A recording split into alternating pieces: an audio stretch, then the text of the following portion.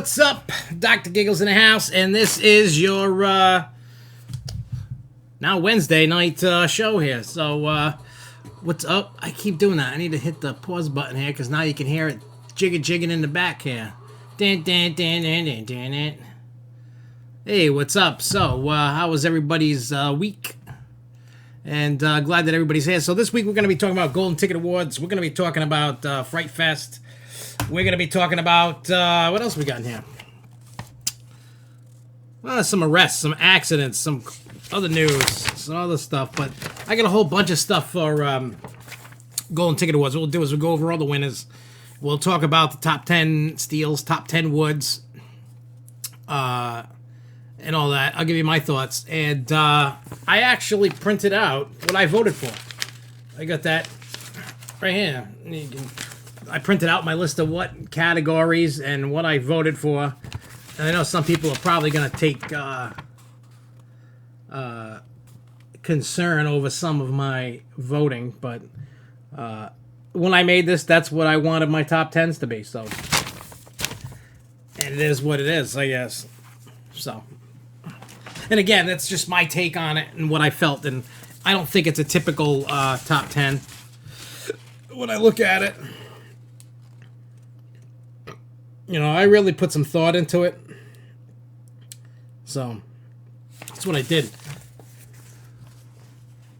Yeah, Disneyland won for Millennium Falcon Ride. And we'll get to that. We're going to save that more towards after we get through all the news and stuff, because there's a lot to digest in that. And what I'm going to do is when we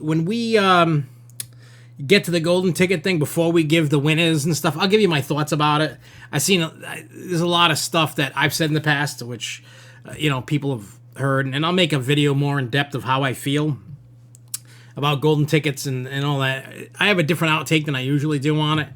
I think my mind has changed a little bit just because of the fact that the more ingrained you get into the industry, the more you start learning more and more things.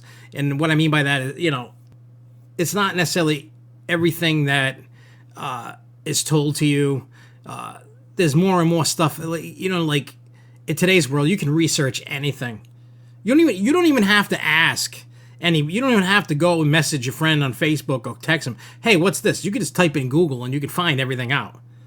Now you have to kind of read between the lines because there's all different websites, whether it be for YouTube or Facebook or websites or whatever, and some people have an agenda that's actually biased and all that. I see that stuff all the time. There's not too much unbiased opinion stuff. I mean, there's some stuff I'm biased about. I try to be unbiased. And a lot of times I just do a lot of, busting chops. You know what I'm saying? But again, that's just how I feel about certain things. But I still see problems with Golden Ticket Awards. But my mentality on them, while I see the problems, I also see why some of the problems occur. And it might not necessarily be the Golden Ticket Award, Amusement Today itself. It's more of the voters. And we'll get into that in a little bit. So, but you'll understand my mentality and my thinking. So what we're going to do is we're going to blow through this news. And then after we get through the news, we'll talk about Fright Fest for Six Flags New England. We will also then talk about Golden Ticket Awards and whatever else is going on in the neck of the woods, plus whatever you guys decide to talk about as well. And I just want to check something because we're fastly approaching 800, which I'm very excited about. All right, so we're 17 away from 800. So the more you guys share this channel and show and stuff, we'll get to 800 quick. And then don't forget, for those that are new here that don't know about things, because I know there's been some new people since we hit like 700 and 750, that every 50 until we get to 1,000, that we have these mystery boxes full of amusement park memorabilia. There's park maps, there's Rhode Island Comic-Con stuff, there's stuff from media days, coaster events and stuff. And the reason why I give it away is because I have extras because of the kids. The kids just don't really care about it. I know it's a shame, but they're kids and they just don't care. They don't see the cool collectability that we do. So sometimes I know there's one more box that has, the Golden Ticket Award for El Toro pin from 2017. There's Wicked Cyclone Media Day bags that I still have to get rid of. It's got the drawstring bag. It's got the Wicked Cyclone pencil. Some have little cups. Some have the pins. I have no idea, but I think what I'm going to do is after the boxes, just randomly start giving away the Wicked Cyclone Media Day bags that I still got from 2015. They're still pristine, perfect. You know what I mean? They've been in a box, so it's pretty cool that I have that stuff.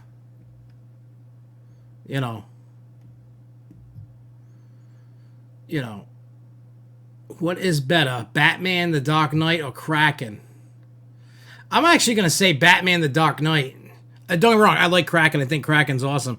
It's just the fact that because Batman the Dark Knight, if you're talking about Six Flags New England's, a lot of people look at it and go, it really packs a punch for its small size. That was custom built for the plot of land that it had on, and B&M managed like a miracle, and they really got it cracking. No pun intended, but, You know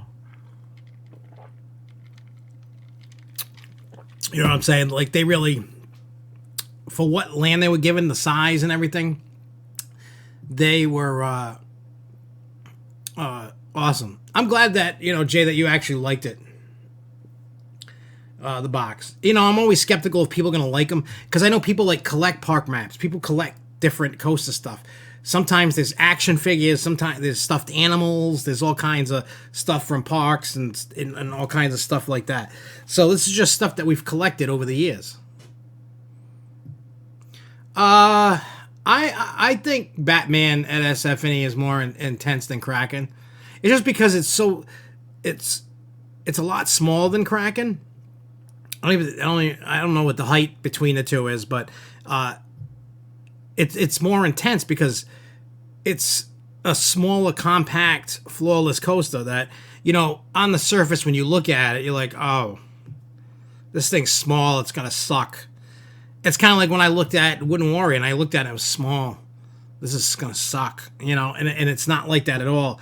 Looks are always deceiving, and I feel that big is not always better. And I'm not just saying that because I'm biased, because I love Kraken as well. Kraken is a fine coaster. I enjoy it when I go, because it's got the tunnels and stuff that you can go under, and the theme of the coaster, around in the queue and stuff is fine.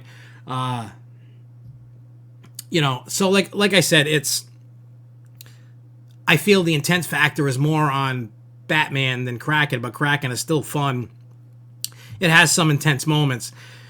But I feel the bigger you go with these flawless coasters, they kind of drag out. You know what I mean? Like the pacing, it just isn't great. Like the pacing on Batman the Dark Knight is amazing because it's so small and it just has to get through all the elements. So it has to keep a good pace or it's not going to do it. So again, like I said, bigger isn't always better.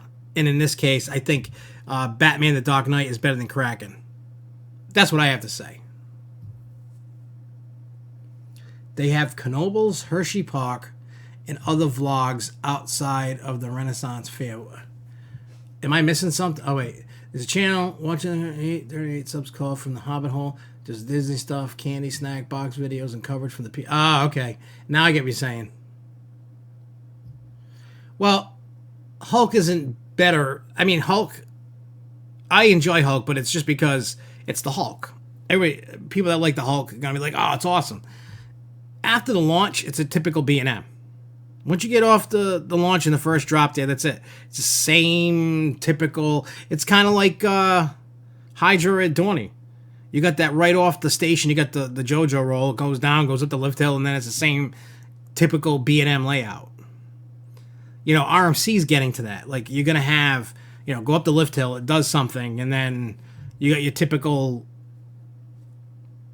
I'm glad that RMC kind of changes them up a little bit. They're not always exactly the same, but B&M does that. But for the most part, B&M just seems like cookie, copy and paste kind of thing. Just slap a theme on it, call it a day. Now, I'm not saying that's good or bad. It just depends on, one, how much money the park's willing to spend, and two, the park might have asked for that. You know what I mean? With the design, parks know what they're getting into when they're buying it. They can usually pick a bunch of different designs, so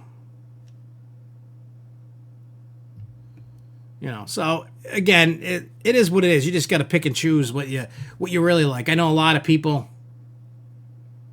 I see you were packing bags for Florida. Yeah, I packed. Started packing my bag for Florida. I did start that. I did it the other day. I did that slowly but surely, getting there. And then this weekend, I'm trying to set up going to Factory Terror in West Warwick to meet up with the people, get to finally meet them, talk to them, do some behind the scenes stuff. I'm trying to do that. So we'll see. All right, so let's get to the news. Just because we'll just keep talking and I'll just keep going back. And, like we always do. So let's start with Six Flags Over Georgia. The train derailed and flipped over. It was after it was crossing the bridge. The passengers' cars remain upright, and I guess nobody was really hurt or anything. So that's a good thing. I noticed there's been a lot of... I guess this is one of those years with a lot of accidents that I noticed. Seems like there's been quite a bit.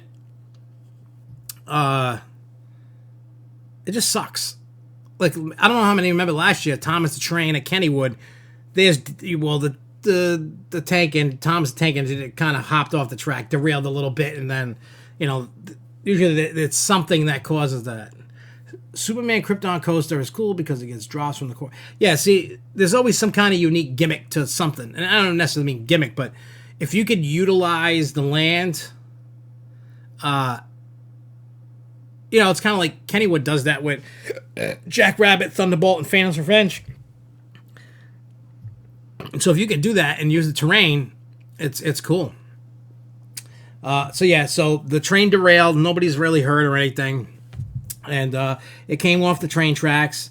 So I guess they'll probably fix it. There was probably something on the bridge that maybe been in the tracks, caused the bump. I don't know. Didn't really say what caused it. It just said, I have to cross the bridge. So. All right. Coney Island and Cincinnati, Ohio, announced that it's going to remove all its rides and focus on the water park attractions. They had a fire on the train last year, too. I remember that. I heard they don't... I've never been there. I've heard of the place. Never been. I've seen that they didn't have a lot of rides, I guess. Mainly everybody goes there for the pool and the water attractions, not really the rides. They kind of go to the rides just because it's there and it's included. So they get rid of the rides. They're going to invest in their water park stuff. But then I heard... I read something today. Like, I saw it pop up. I didn't read the whole thing. But it looks like, let me pull it up here. I want to get the correct number. I don't want to just throw a number out. All right, so it's saying, this is from Cincinnati.com, the Inquirer. It's the headline says, Coney Island to cut 285 jobs, sell rides. So they're going to cut 285 jobs after announcing earlier this week that it would shut down all its rides to make way for expanded water park. The park will lay off 13 full-time employees by November 8th and eliminate 272 seasonal and temporary positions. According to the mass layoff notice filed Monday with the Ohio Department of Jobs and Family Services. The park announced Monday that it would shut down 24 rides to focus in enhancing and expanding its Sunlight Pool water park area. The final day for guests to ride the park's rides will be September 21st, and the annual Fire Up the Night event. So it says such long-time attractions, the Python roller coaster, Scream Machine lift, and Top Spin Pendulum Swing will be sold off by a third-party broker. According to the park, used amusement rides can bring anywhere from $20,000 to more than $100,000 at auction. So it's just a bunch of them talking about selling the stuff, nothing else much. I don't know if it's because attendance. It's probably aging rides, costing them a ton in maintenance. They probably don't want to deal with it anymore, and they're just going, hey, you know what? Done. So I mean, I guess that's where they're going with it, Yeah, I saw that, Hunt Smack. I saw the trains for the Guardians of the Galaxy unwrapped and leaked on it.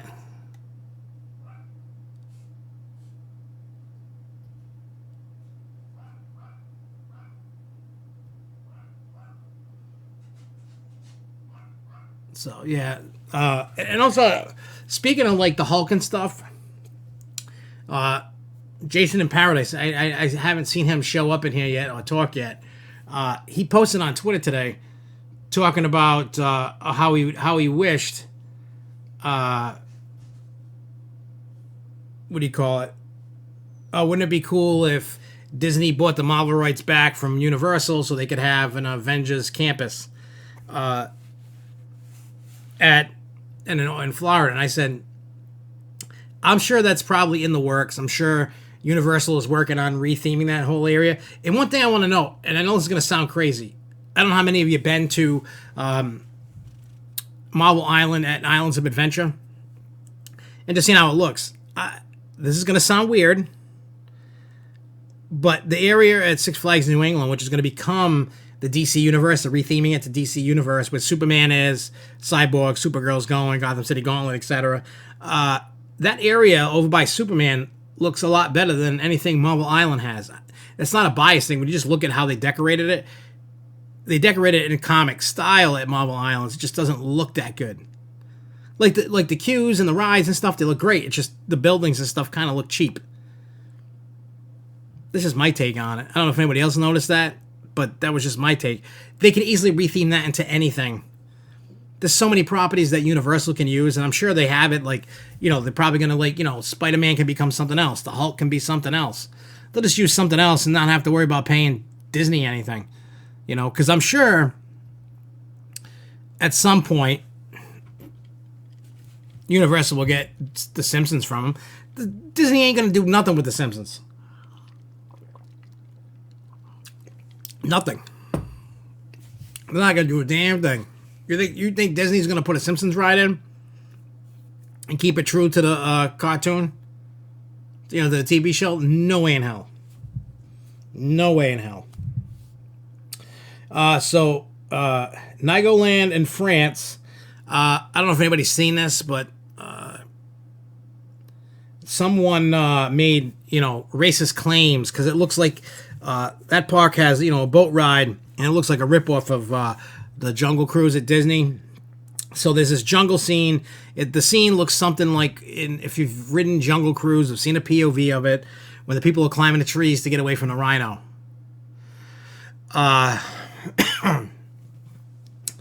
So in this one, it shows, African Americans climbing a tree holding bananas, and it has some kind of audio. I didn't write everything down. I remember something about saying yes, boss, or something. So what the park did after the racist claims, they put out an apology about it. They turned the audio off. They've already taken the bananas out, and in the winter they're going to rehab the entire ride and change rehab the scene and change the scene. Now, here's the only thing that the only beef that I have with all this. I get it, and I'm all for not having this racist stuff. I'm all for that, but this ride and that scene's been there for decades. So if it's such a problem now, why wasn't it such a problem then? Now I'm sure maybe I don't know who the person is that complained. Maybe they're young, maybe they weren't born when this ride was open, but that's just that, it's like that cancel culture thing. It's just weird, and it kind of rubs me the wrong way. Now, I agree, you shouldn't have all this racist stuff. The ride's from a different era of time when it should never be acceptable, but it was acceptable back then. So, American Dream's opening soon. Something like 6 weeks. It's opening, I saw something. I know there's all first looks on the American Dream, and I can't wait. I'm definitely going to go, but I may not go right at opening.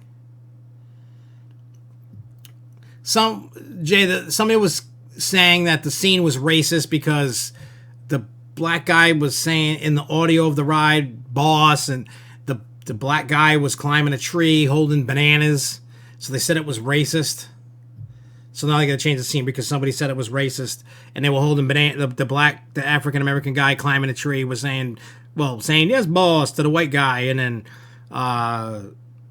He was holding a thing of bananas. So that's why they did that. I mean, I don't find it offensive.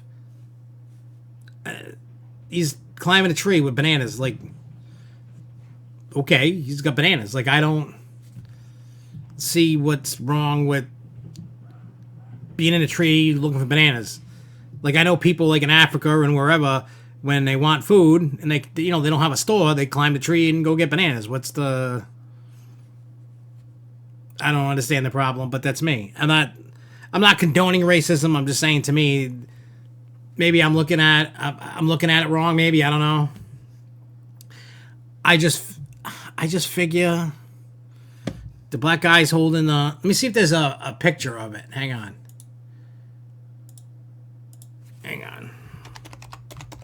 If I can get the picture real quick.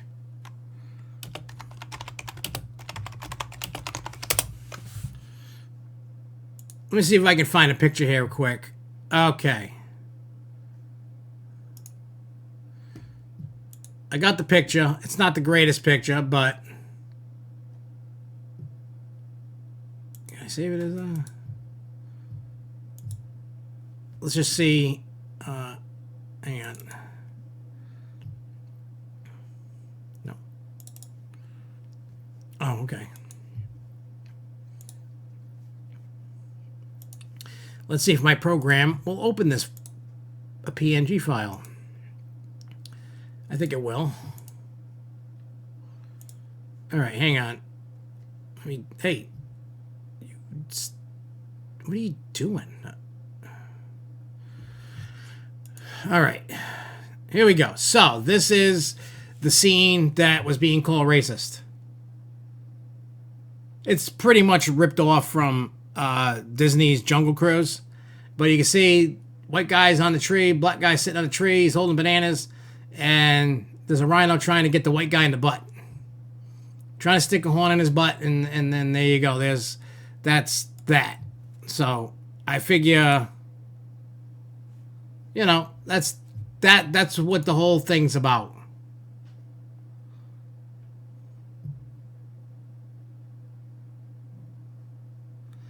Which indoor coaster is better, Tron or Revenge of the Mummy? Right now, I will say Revenge of the Mummy because I haven't ridden Tron, and then when it opens at Disney World, I'll give Tron a ride. I don't think that's racist. It's just two guys out in the thing, and then there's someone complained and said it was racist, and it went viral, and now they're going to change that particular scene. They've already taken the bananas away. I think the thing said, like, yes, boss, or something. Let me see. Let me reopen the article over here to see exactly what it says.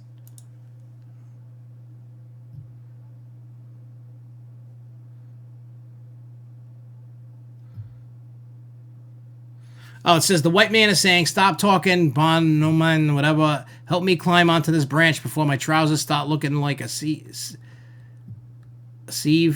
The black character has an exaggerated, stereotypical African accent when he speaks and calls the white character boss several times. Oh, wait. Can I listen to it?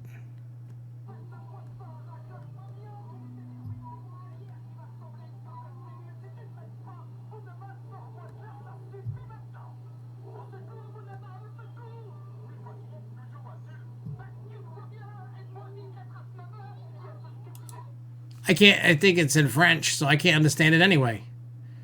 So.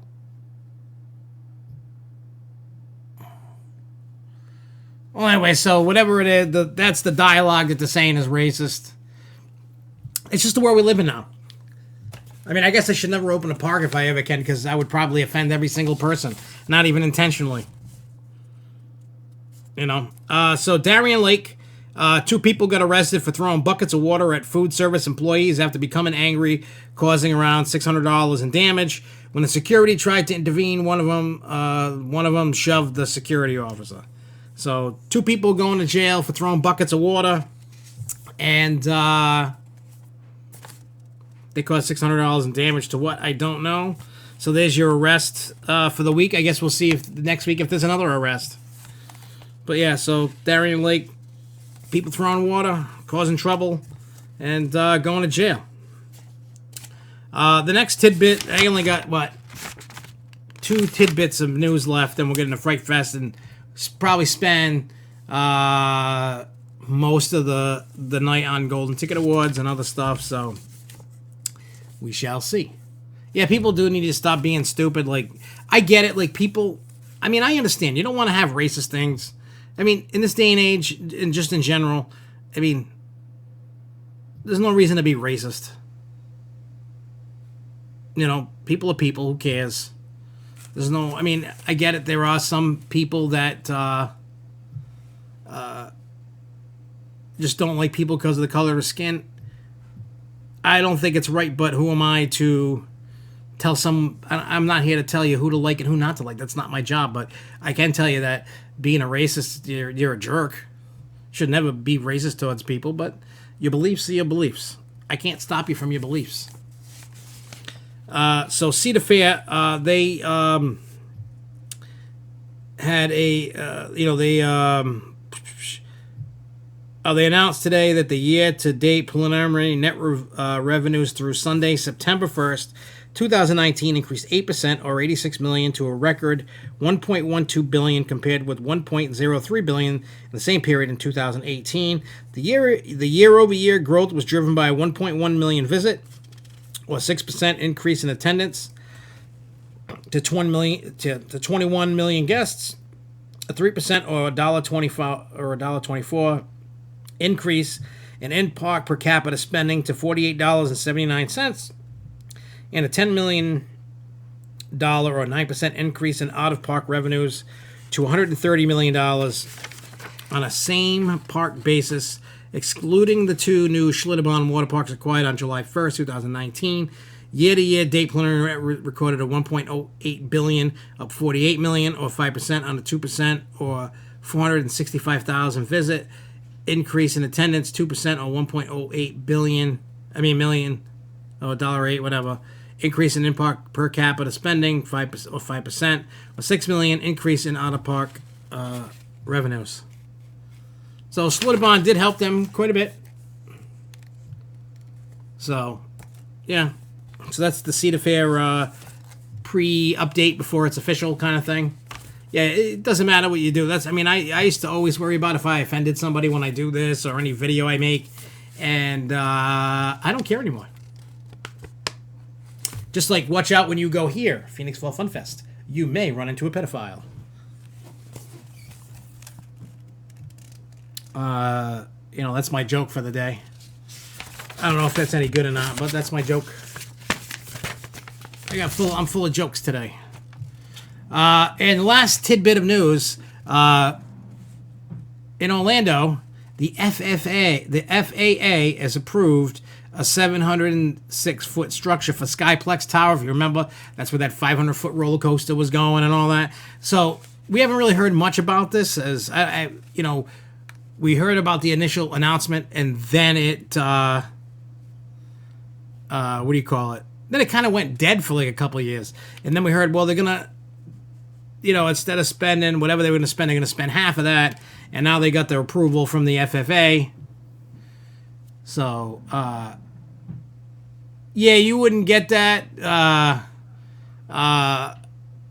Marcus would. You can ask Marcus privately about that. He'll know exactly what I'm talking about. So, yeah, I can't speak names and speak things because then I'll get in trouble at this moment. So I'm not trying to.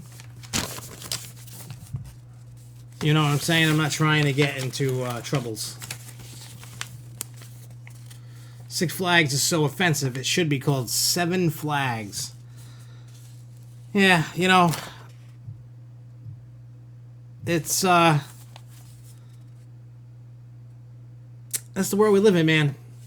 Yeah, and it's better that I don't. I don't want to get in trouble and all the stuff that's going on right now. So I figure if I just keep it subliminal, I can do whatever I want. As long as I don't say a name. And then I can go, if the shoe fits, wear it. So, nothing anybody can do. Have I ridden Furiathan? I've ridden Fury and I've ridden a Leviathan. Yes, I have. I've ridden both. And right now I prefer Leviathan. We'll leave it at that. We will. All right, so first let's get Fright Fest out of the way, because I know Golden Ticket Awards is going to be one of those long, winded, rant-filled, awesome-filled kind of evening. So let me pull up all the information that will be needed for Fright Fest.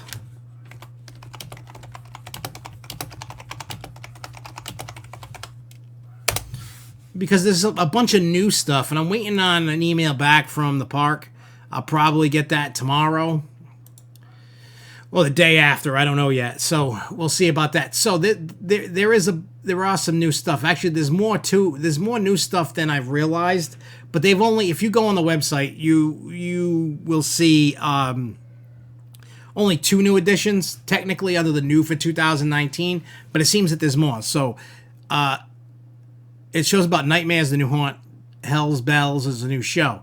So what I'm going to do is I'm just going to go do the haunted attractions, which are the haunted houses, then the scare zones, then the shows, then what they do for the rides, and we will go from there. Now, there's Midnight Mansion. Everybody that knows Midnight Mansion is takes over Houdini here at the park. They use the ride, they use the pre-show room, they use the old extended queue and some of the queue to put the haunt inside, plus some area out in the back behind it. Then you have Terror Tales. That was new for last year, and I thought last year that was the best haunt based on, twisted versions of fairy tales. I thought it was cool. I really enjoyed it. Then they have the Aftermath, Zombies Revenge, which is one half of what Wicked Woods used to be. Then there's Slasher Circus 3D. 3D clown haunt with the glow paint. I like it. Wish it was longer. I think it's too short. This year is Nightmare. Now, if you've watched the YouTube video, you probably know everything I'm talking about. If you haven't, then this is new for you. But it's basically says, do you dare enter the realm of nightmares as the boogeyman taunts you with your deepest fears? All new for 2019, this indoor maze piles on the phobias and bad dreams at every twist. So that's new, and that's actually taken over the Forgotten Laboratory spot. That spot seems like it's the spot where haunts go to die. Because you had Total Darkness, then whatever the name was of the haunt until somebody got offended, and then they changed the name of the haunt. It had to do with mental patients or something, so people got offended about calling them mental patients. And then then it became Forgotten Laboratory. So, and then you got Scare Zones, Carnival, which I think is my favorite. Then the next one would be Slaughter Hollow. I thought that was my next favorite. Undead Alley is over by Pandemonium. Demon District is actually over by Superman. Tombstone Territory, Crack Axle Canyon. Then you got the shows. So it looks like Graveyard Groove is no more. That looks like that's gone. Looks like it's gone. Yep. That's part of the rides thing. Skyscream backwards. So, yeah, that's a thing. Hell's Bells. And it's Belles. It's this is going to be inside Rockville Theater. There's a story to this. A journey into the Enchanted Woods leads a young woman to an abandoned manor, and a book beckons her to cast a spell, releasing demons and their queen from confinement. Will the demon turn on their queen, or capture our hero and make her one of their own? This musical review is full of song for the strong-hearted and the demons dancing for their lives.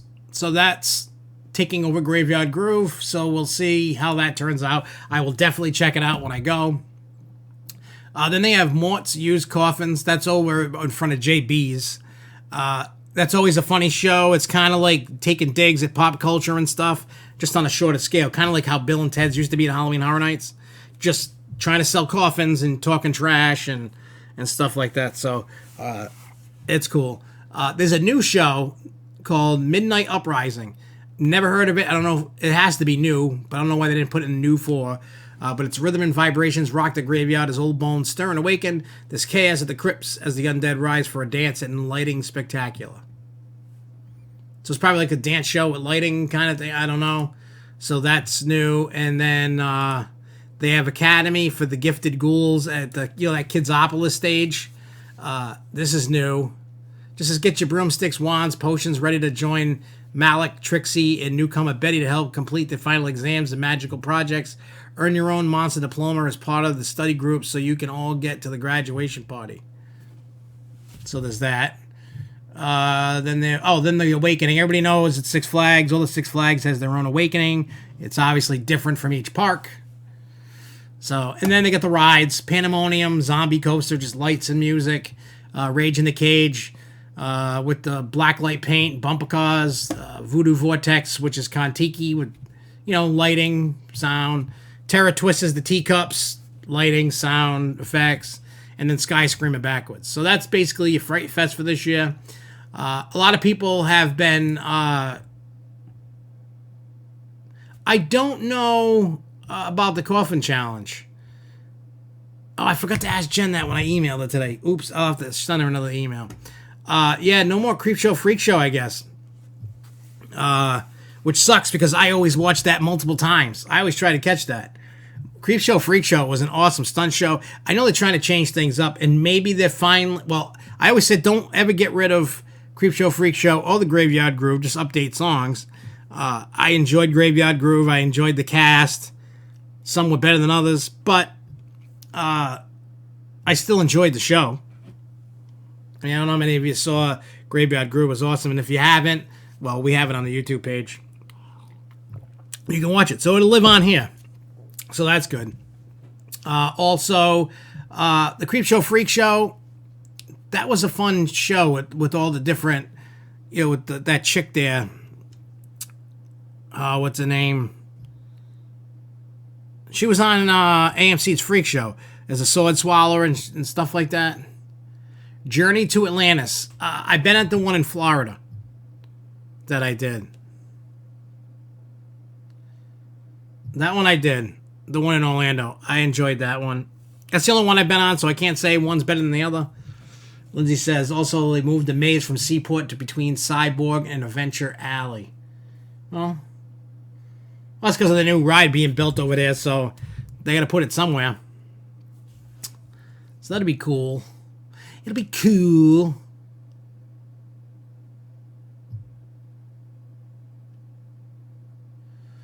I don't know if Hang Time is the most popular ride at Knott's.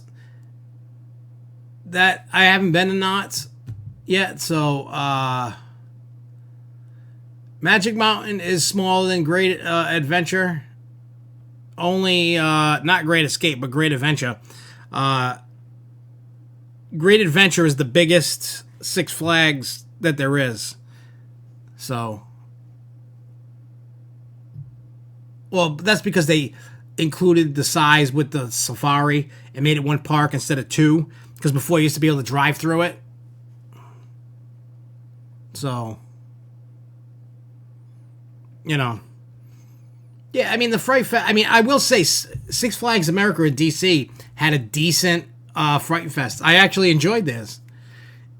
See, here's the thing. They had this, folklore of this little girl dying, and the house is in the woods where they have one of their haunts going through the woods, and the whole story of all the haunts are all interconnected with this little girl. It's included in their awakening, and all their haunts are all meshed together around this story. They had some really cool haunts.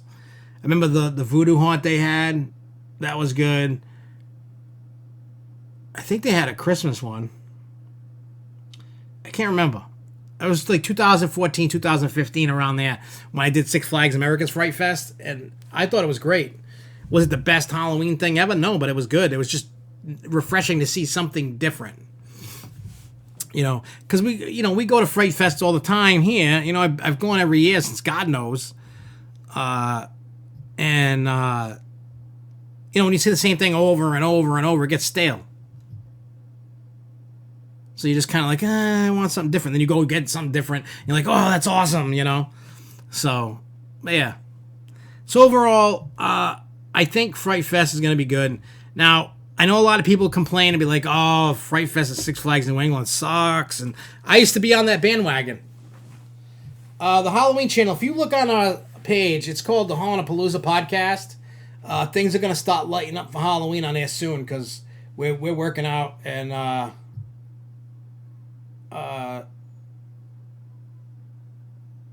with all the Halloween stuff going up there. I mean, don't get me wrong. Most of the Fright Fest stuff for Six Flags is going on Hauntapalooza channel, but there are going to be Fright Fest items that I post on this channel. I'm not going to totally abandon Fright Fest, on this channel because some people just don't want to go deal with the Hauntapalooza channel, and that's fine. So, just saying that I'm not gonna, some people the people were kind of. It's not that they weren't upset. They kind of just put concern, like, you're not going to put anything Fright Fest here. You're going to put it all in Hauntapalooza. I mean, that was the original plan, And then I thought about it that there's people that just want, like Marcus. Marcus doesn't care about Haunted. We've had that conversation even when he was at my house in between doing his personal stuff. He's actually scared of haunted houses. So, and I get that. And that's why I tell him, like, dude, you need to come with me or whatever, with haunted houses, and you'll see that it's not as bad as you think. And I get it. But, he was never into all that stuff. So I get it. You know what I mean? Like, I'm not going to knock the dude. Haunted houses aren't for everybody. And I'm not going to, like, twist somebody's arm to go like that channel. If you don't like it, no love lost, man. Trust me. There's not a ton of content on it, but it's coming. So, if you want to watch the Fairtown movie, it's there. We got all kinds of videos that we're working on. We're working with a bunch of haunts. Like I said last week, so that's what's going to happen. What's the name going to be about the new SeaWorld San Antonio Wooden Roll? I have no idea. I haven't heard an announcement. And to be honest, I haven't followed it. Because it's in San Antonio. I mean, when the news breaks, we'll talk about it. And I gotta call the owner that does all the videos for Demented FX. I was talking to him after the haunt season ended. We were talking on the phone and through text. I told him about SFNEOnline. I told him about what we were doing with Hauntapalooza podcast thing that we were doing, and he's like totally into it, thinks it's awesome. So we couldn't get things going because we were talking, it's November and they're breaking it down, like they're doing it away, and he had he's an awesome guy, definite family man, and he had to do some things with his kids, and then I had to go do some stuff with my kids, so we couldn't make it work. He's like, let's just work on this for the new season. So I got to hit him up. I'm gonna hit him up tomorrow, and I know he's like, oh, I'll let you take pictures. I can't take video. He doesn't want any video taken, which is fine. But we're gonna do an interview with him, so we'll see how that turns out. That's what we were talking about. He'll give us a behind the scenes tour and all that, and show us some stuff. Demented FX is awesome. For those that have no clue about Demented FX, let me tell you, if you like haunted houses, let me tell you this about Demented. You know how, like, a lot of haunts use the crap, like they spend all that money, like even Six Flags. They spend 10, 15, 20,000, 30, 100,000 on these stupid animatronics. They're set off by senses, and they use compressed air to work and all that stuff. But let me tell you, they use animatronics and these puppetry things, and the sceneries, they're done awesome. There's a whole storyline. It's amazing. Like, plus, it's the only haunt that I've ever seen that has a system in place so you don't end up with a Congo line. Never seen it anywhere else where you legit will never bump into somebody. They have automatic doors, and the automatic doors won't open until you can. So which is cool. And then one other little, here's a little useless information trivia that we found out last year. The guy who used to play Mort at Six Flags New England now works with Demented FX. He does his own line of like makeup stuff for haunted houses and stuff. And I don't know if he's working at Demented FX, but I know he's working with, because we talked to the new Mort during the Six Flags New England event last year, and yeah, so yeah, he told us he's working with Demented FX with does makeup stuff. I think he's working at Demented FX. What's my favorite B&M hyper? Oh, I don't want to drink that. That's yuck. I don't know.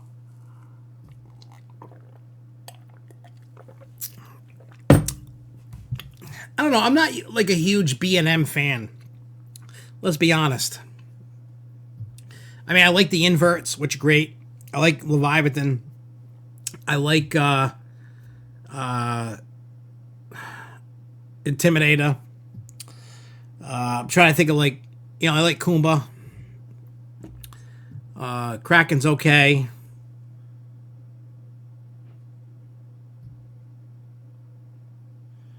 So, yeah. So, for those that don't know about Mort, if you go to Demented FX, you'll probably see him there. Have you seen the new Pascal? What is that? I'm gonna Google it real quick, just so I know what you're talking about.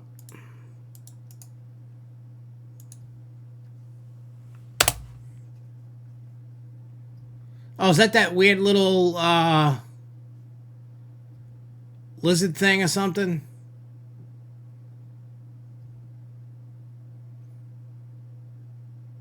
Is that what you're talking about?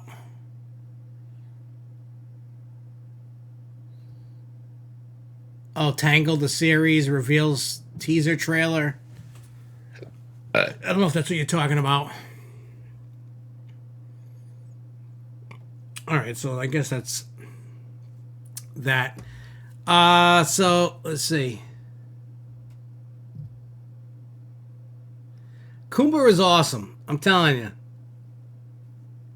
For those that don't like Kumba, there's something wrong with you. It's just a fun, awesome ride. Smooth. I don't get a headache when I'm on it. You know what I'm saying? It's such a fun ride.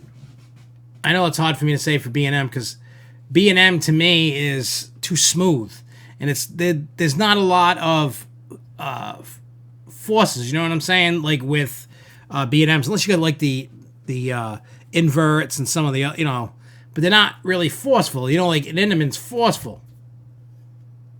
You know what I'm saying? All right, so let's get to these Golden Ticket Awards, and then we'll just keep chit-chatting in between stuff. So, before I get into the winners and stuff like that, let me just tell you my thoughts. I'm just going to give some quick thoughts about the Golden Tickets and give you the reasons why I give my thoughts, and the reason why I give the thoughts. All right, so I'm sure a lot of you have seen the winners. I'm sure Fury is not intense. It's not intense. Leviathan's not even that intense. But I feel Leviathan is more intense than Fury. But regardless of that, if you notice, a lot of the people, what do you call it? A lot of people keep voting for the same thing over and over and over and over and over. So when people were posting about stuff, see, the stuff that people are talking about now, I've been talking about for years. It's fine, like, you know what I mean? They're finally jumping on my bandwagon here about the goal. I'm not saying, what I would say, it makes it feel that it's rigged. Like, my opinion on it always was the voters are picking whose butt they want to kiss for the park. That's how I always felt. Are there parks that are deserving of some of these categories? Of course, obviously. I mean, they retired some of the categories, like Best Carousel. Knoebels won that thing like 14 times in a row. There was, what was the other one? Oh, Best like Walkthrough Funhouse. Kennywood kept winning that for Noah's Ark. And there was some other, there was a few other ones that they retired and they became legends. Then they changed some up and, added some more. And by all means, that's all fine. Here's my big, I don't think it's the amusement today. I don't think it's the Golden Ticket Awards itself. I think it's the voters. And I think it's because of all these people that are voting, you have what fanboys, right? That's what it comes down to. So when you look at who won, it's, like there's some that I don't vote. Like some of the winners I didn't vote for because I didn't ride it or I didn't go or whatever. Or I didn't see it. You know what I'm saying? So, yeah. You know what I mean? So, but I think what I think is I think a lot of people that vote, I think to fix this problem, need to stop trying to vote for the home field advantage, your home park all the time. Now, don't get me wrong. I vote a bunch of stuff in my own home park, of course. Not because I think it's biased. It's just what I like. I'll put them wherever. You know what I mean? It's not a biased thing. It's just I don't go chasing all these rides all the time. When I put together, when I did my voting, and I'll tell you exactly who I voted for, and I'll tell you exactly when I get to it why I voted for it. I'm sure my top 10s, people will be like, what are you on, crack? But, yeah. There's a reason why I vote. Hey, what's up, Theme Park, New England? There's a reason why, in my... I'll tell you right now, when I vote in my top 10, and when I tell you what it is, at that time when I did my top 10 for golden tickets, at that time those were the top 10 that I've written and I wanted to vote for. I felt that was my top 10 at that moment. My top 10 changes every couple of months. I bet you if I did a top 10 now without looking at that list, it would be totally different than that list right now. At that moment, when I did my voting, that was my top 10 at that moment. And, you know what I mean? So, with that being said, that's just what you'll see. Anyway, so, we're going to go over the winners, then we're going to go over, hey, what's up, Jason? So, what we'll do is we'll go over the Golden Ticket Award winners per category, then we'll do the top 10 steel, wood, etc. like that. And I had to laugh. When they started the awards, the second award that was for, that they gave out was for Best Family Park or something like that. And the guy goofed and said the winner before they even announced who the nominees were. Then they were making jokes. And then the lady that was up with the guy was like, well, we don't want to, we want to make sure that the nominees get, recognized. And the guy was making jokes. Like, no, I'd put money on that, whatever. It was kind of funny trying to make up for the oops, but... and then I'll give my final thoughts on golden tickets after I even give you mine. But 2019 Golden Ticket Award winners. So the best park nominees were Europa, Dollywood, Cedar Point, Disneyland, and Busch Gardens, Williamsburg. Those were the nominees. And the winner was Europa. It's out in Rush, Germany. I've never been there, so I don't know. And I know Dave was just there a few weeks ago, and he's like, that's not the best park. So, I guess that's a fanboy kind of thing, I guess. With Europa Park, it's always the, hey, I'm just going to keep voting that, even though if I find another better park, but that's my favorite thing, so I'm just going to keep voting for that. We need to, erase that mentality, I think. Somehow. The next category was Best Water Park of 2019. Nominees were Schlitterbahn in New Brunswick, Volcano Bay, Splash and Safari, Typhoon Lagoon, Blizzard Beach. Schlitterbahn won. Best Family Park of 2019.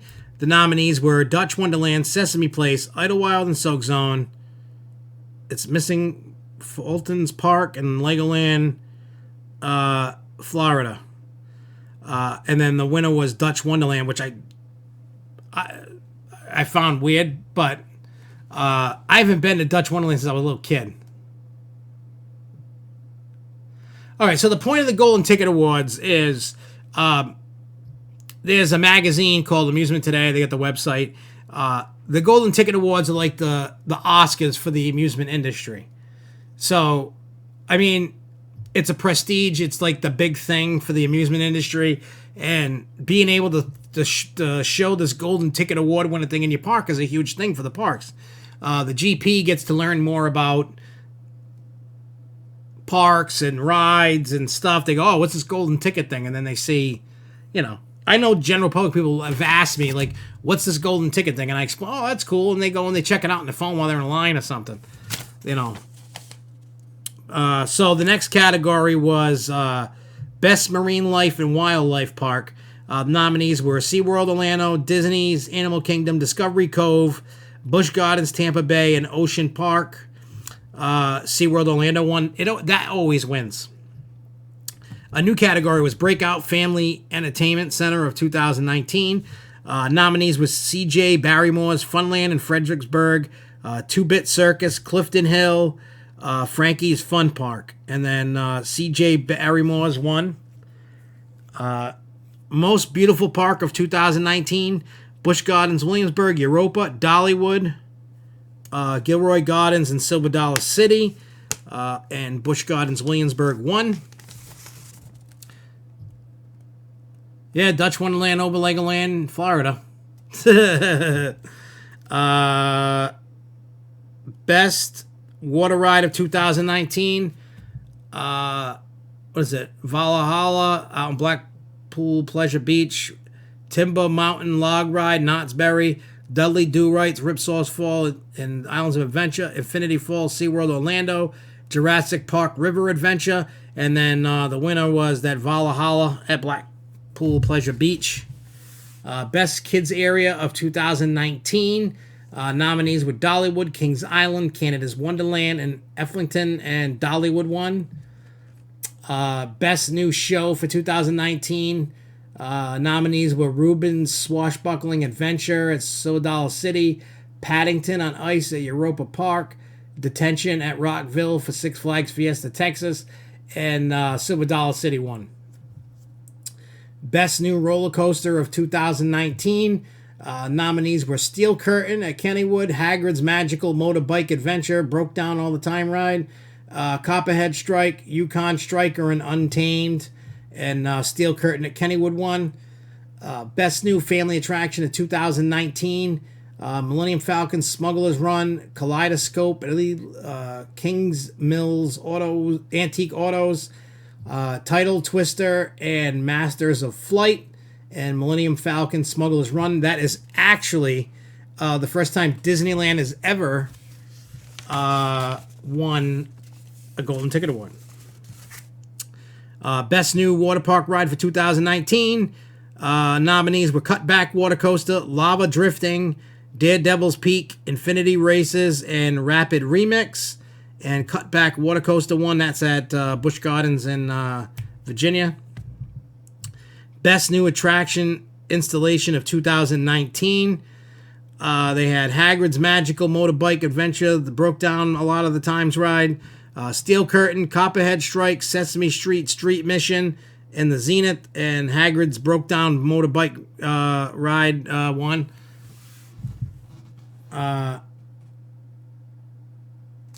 Oh, yeah. Oh, we talked about it already, but I'll go over it again with you. I'll just finish these, and then we can go over it again. Oh, yeah, you keep reading my notes. Yeah, people can see that. Best Guest Experience of 2019. Nominees were Dollywood, Holiday World, Silver Dollar City, Europa Park, and Disneyland. Dollywood won. Best Dock Ride of 2019. Nominees were Pirates of the Caribbean, Sunken Treasure, and Shanghai Disney, Harry Potter and the Forbidden Journey, Twilight Zone Tower of Terror, Indiana Jones and the Temple of the Forbidden Eye, and the Haunted Mansion at Knoebels, which is kind of weird. But the winner of that was Pirates of the Caribbean, Sunken Treasure at Shanghai. Best Water Park Ride of 2019. Nominees were Wildebeest at Splash and Safari, Krakatoa Aqua Coaster Volcano Bay, Mammoth Splash and Safari, Ray Rush SeaWorld Orlando, The Falls at Schlitterbahn, and Wildebeest at Splash and Safari Holiday World. And I like that. Broke Down Motorbike. Best Food of 2019. So this is the best food of all amusement parks. So nominees were Knoebels, Dollywood, Epcot, Silver Dollar City, Guess who won? Knoebels. So that was that list right there. Now the next list that I have. Yeah, I mean, the only one that wasn't the most popular was Dutch Wonderland. That's a kiddie park out in Pennsylvania near Hershey. Oops. It's still playing. I got the dance music from the intro playing. Dun, dun, dun, dun, dun. So here's the top 25 list. So we'll start at 25 and work the way down. So at number 25, Mindbender, Six Flags over Georgia. Now there was a tie for 23. X2 at Magic Mountain and Blue Fire at Europa. Number 22 was Time Travel at Silver Dollar City. 21, Top Thrill Dragster at Cedar Point. 20, Steel Dragon 2000 at Nagashima Spa Land. 19, Helix in Leesburg. 18, Magnum XL 200 at Cedar Point. 17, Terran at Fantasialand. 16, Nemesis at Alton Towers. 15, Mako at SeaWorld Orlando. 14, Diamondback at Kings Island. 13, Maverick at Cedar Point. 12, Phantom's Revenge at Kennywood. I think that should rank higher, but that's me. Number 11, Intimidator 305 at King's Dominion. Now we're going into the top 10. Number 10, Nitro at Six Flags Great Adventure. Number 9, Leviathan, Canada's Wonderland. Number 8, Apollo's Chariot, Busch Gardens, Williamsburg. Number 7, Iron Rattler at Six Flags Fiesta, Texas. Number 6, Twisted Colossus at Six Flags Magic Mountain. Number 5, Expedition G-Force at Holiday Park. That's in Germany. Number 4, Superman the Ride, Six Flags in New England. Number 3, Steel Vengeance, Cedar Point. Number 2, Millennium Force, Cedar Point. Number 1, the Furry People Doing a Dance at 325 feet. Fury 325 at Carowinds. That's your top 25 steel coasters. So that is that. So now we're going to move on to the top 25 wood coasters. And then after this, I will tell you what I voted on. So number 25, these are wood coasters now. Number 25, Troy at Troverland. 24, Renegade at Valley Fair. 23, Wodan at Europa Park. 22, White Lightning at Fun Spot. Where am I? Oh, 21, Raven at Holiday World. 20, Jack Rabbit, Kennywood. 19, Comet at The Great Escape. 18, Thunderbolt at Kennywood. 17, Giant Dipper, Santa Cruz Beach Boardwalk. 16, Wildfire at Calamadan, whatever the hell you say it. I can't pronounce it. 15, Shivering Timbers at Michigan's Adventure. 14, Lightning Racer at Hershey Park. 13, Boulder at Leesburg. 12, Gold Striker, California's Great America. 11, Thunderhead at Dollywood. 10, Mystic Timbers at Kings Island. Number 9, Ravine Flyer 2 at Waldermere. Number 8, Outlaw Run, Silver Dollar City. 7, Lightning Rod, Dollywood. 6, Ghost Rider at Knott's Berry Farm. Number 5 is The Beast at Kings Island. Number 4 is Boulder Dash at Lake Compounce. Number 3 is El Toro at Six Flags Great Adventure. Number 2 is The Voyage at Holiday World. And number 1, again, 2 years in a row, would be Knoebels, the Phoenix. Cole Marden. Okay, so that's how that is. Cole Marden. I got to get more cultured and learn things. Phantom should definitely be a top 10. So, now, I'll probably catch hate for a lot of the stuff I voted on, but I will take it. All right, so remember the categories. So it was the park and ride categories, best theme park, amusement park of 2019. I voted Knoebels. Best water park ride of 2019. I voted Typhoon Lagoon. Most beautiful park of 2019. I voted Busch Gardens Williamsburg. Best family park of 2019. I voted. Hey, what's up, Jason McCabe? Best family park of 2019. I voted Sesame Place. Breakout Family Entertainment Center, I voted Funland at Fredericksburg. What do I think of Grid in Cyborg Hyperdrive? They didn't really use Grid too much. I mean, he's in the ride, but you can't really hear it in the ride. So I don't really know what to think about it. So, Thunderbolt at Kennywood News. It will miss Phantom Fright Nights to undergo extensive retracking. See, I wrote Thunderbolt. I went for KennyCon, the Ace KennyCon event, and what do you call it? I thought it was fine. I think I rode in the middle of the ride. I don't know. I don't remember where I rode, but I wasn't banged around or anything. I mean, I'm sure it probably needs a lot of love, but Best Wildlife and Marine Life Park of 2019, I voted Discovery Cove. Best Guest Experience of 2019, I voted Dollywood. Best Kids Area in the Park of 2019, I voted Dollywood. Best Food, I voted Knoebels. Best Dock Ride, I voted Haunted Mansion at Knoebels. Oh yeah, I do. It does. Okay, never mind. It does have my thing. Oh, it just says other, and I voted Splash Mountain at Magic Kingdom. Best Water Park Ride of 2019, I put Krakatoa, Aquacoaster, Volcano Bay. Best Halloween Event, I voted Halloween Horror Nights. Best Christmas Event, I voted Magic Kingdom. I know I'm missing some events that weren't on that list. Best New Ride Attraction in 2019, I voted Cutback Water Coaster. Best New Coaster 2019, I voted Steel Curtain at Kennywood. Best New Family Attraction, I voted Millennium Falcon Smuggler's Run. And then this was my coaster rankings.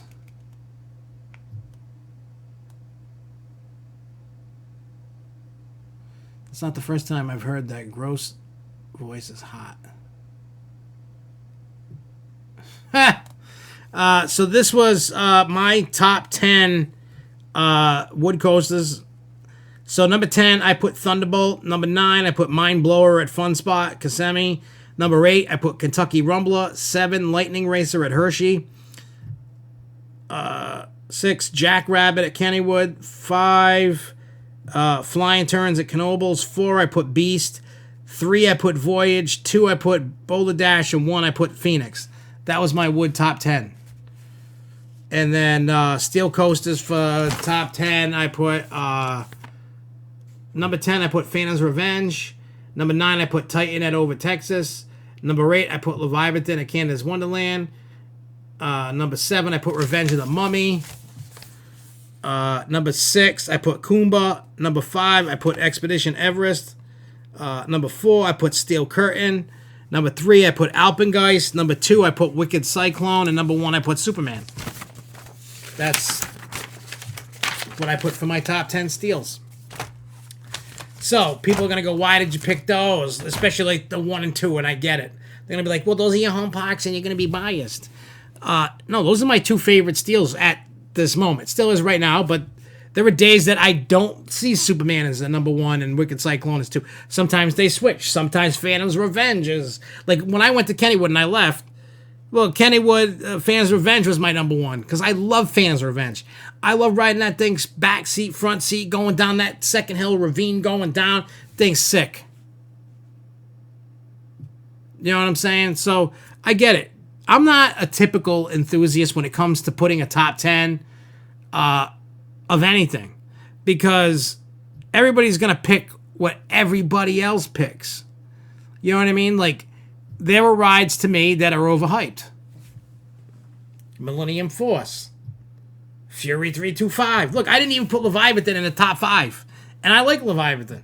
I'm just saying, I just pick... My mind is always changing all the time. That's why I pick the rides that I do. Now, one, I'm not going to pick a ride just to pick a ride because everybody else picked a ride. That's just not what I'm going to do. You know? I'm not going to do it. I picked what I want to pick. Yeah, Wicked Cyclone is a fantastic ride. But see, for me, and I've said this a bunch, with Wicked Cyclone, Wicked Cyclone is more sentimental to me, just because of all the stuff and controversies that I got caught up with in Wicked Cyclone. So that one's a little bit closer to me. You know what I'm saying? Than most people. People are like, oh, you know, and you know, I travel around. I don't even know what my count is anymore. Probably 500-600. I don't know. You know, and I don't care about the count. I stopped counting. I don't remember the last time I counted. I just like to go and enjoy them. And then at that moment, that's my top 10. Now next year, I'm gonna say. I mean, I saved the PDF file of this year's golden tickets, and then what I'm gonna do is I'm gonna vote without looking at these, and then vote it. You know what I mean? Vote again my top 10s and all the stuff, and see where I end up. See how close I was to the, you know, to this year's. You know, so I mean, imagine if more people just voted like how I did. I'm not saying my exact top 10s. You know what I'm saying? I'm not saying pick my exact top 10s. I'm just saying my whole thing is be true to you. Whatever your favorite top 10s are, not what your friends' top 10s are, not what the popular top 10. Pick what you enjoy. Don't just go, well, I want to be a fanboy, so I'm just going to pick everything. I think last year I didn't even put Superman and Wicked Cyclone in the top 2. You know what I mean? Yeah, Millennium Force just has that really good first drop. That's it. And it's, if you like speed and you don't care about airtime and you want an awesome first drop, Millennium Force is for you. You know what I mean? That's like King Dakar and Top Thrill Dragster. Tall, fast. If that's what you like, then hey, who am I to tell you? Who am I to judge? I just think a lot of these rides are, you know, when you look at the, I'm going to pull back the top 10 again.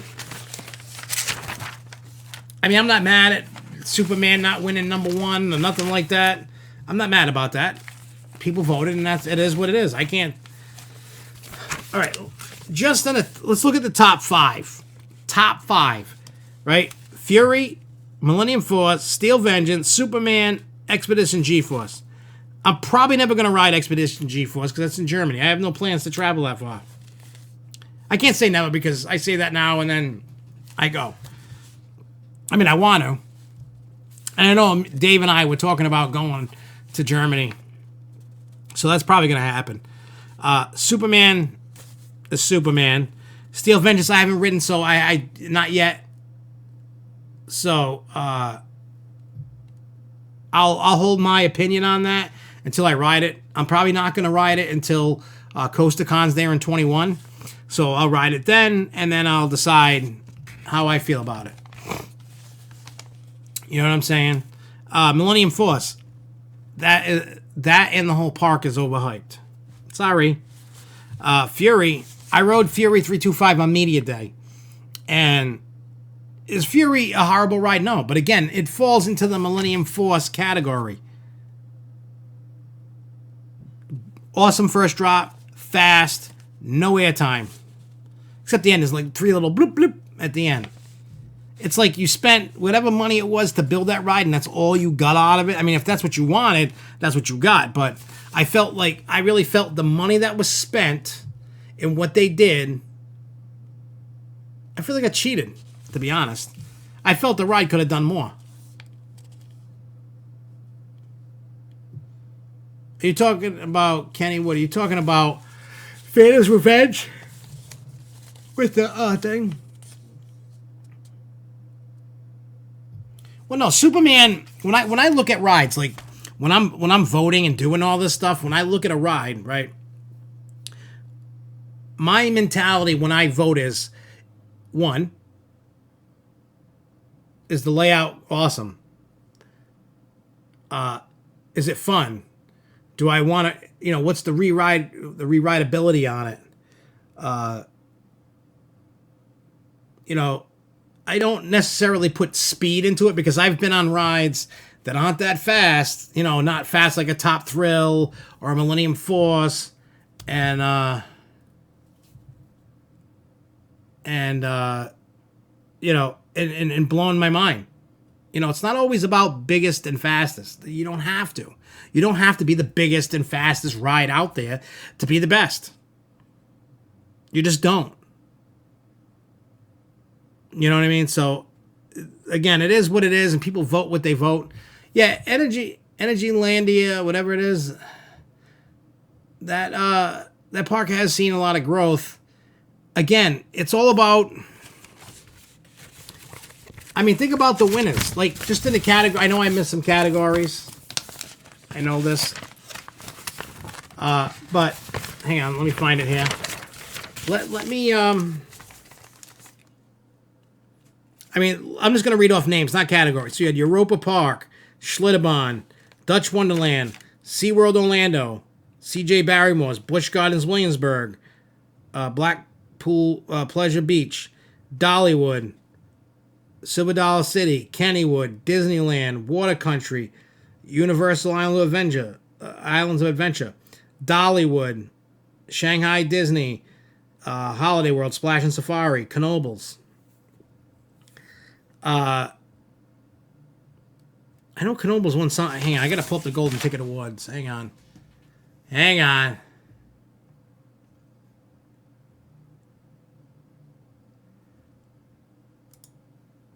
Because I know I'm missing some. Because I know... Hang on.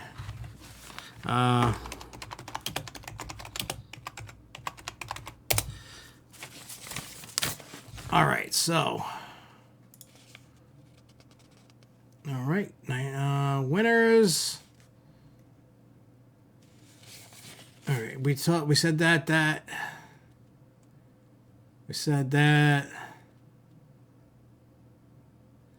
Yeah, like I missed the best Christmas event was won by Dollywood for Smoky Mountain Christmas.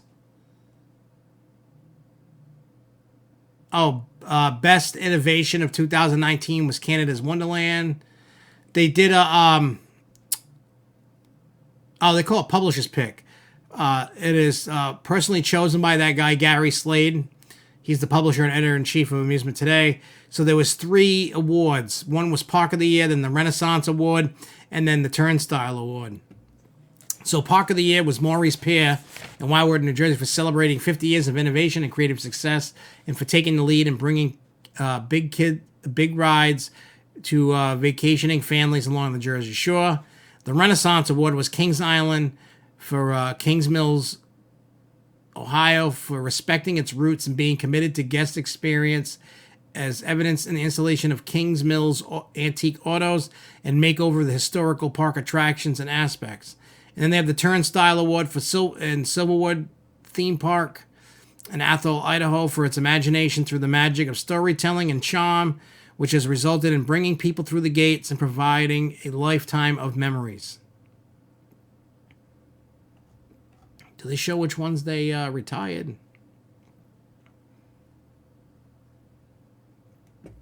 Oh, yeah, it says for the first time, 4 past categories were recognized for their long-running status and achievements and were retired after consecutively taking top honors over the years.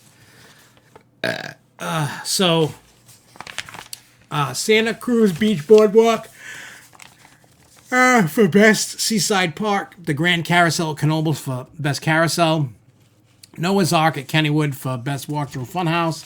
And Revenge of the Mummy for Best Indoor Roller Coaster. So they were awarded Golden Ticket Award Legends. Because they just kept winning all the time and nobody was voting anything else. See, that's a problem. And I see that continuous, they keep flip-flopping between like 3 parks. But Europa usually wins Best Park. It usually jumps between that and Cedar Point. Best Water Park is usually Schlitterbahn. That Best Family Park, I think that's a new one because it used to be just kid area. And then, Dutch Wonderland won it. It used to be just Best Marine Life Park, but then they added like zoos and stuff. SeaWorld always won that, and now they're winning it again. Wildebeest has been winning it for a while. Best Wood Coaster, Phoenix won it twice in a row. Theories 325's won Best Steel for 4 years in a row. Best Kids Area. That used to go to Kings Island, and then Dollywood won it with the new one. Best Guest Experience. That's Dollywood. The FEC thing, that's new. I want to see what the nominees. Hang on. For the best, because I think when I saw the nominees for Best Christmas, that Disney wasn't even on the list. You know, for Mickey's Christmas Party. Did they just like forget to put it in there? Or did it not print? Am I missing something? Hang on. I'm still looking.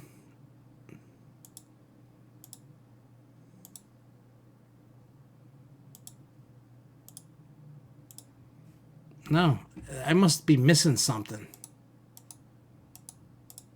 Yeah, let me go back. Unless they just misprinted and didn't put it in there, or if I'm missing something. Like on my printout page that I printed out.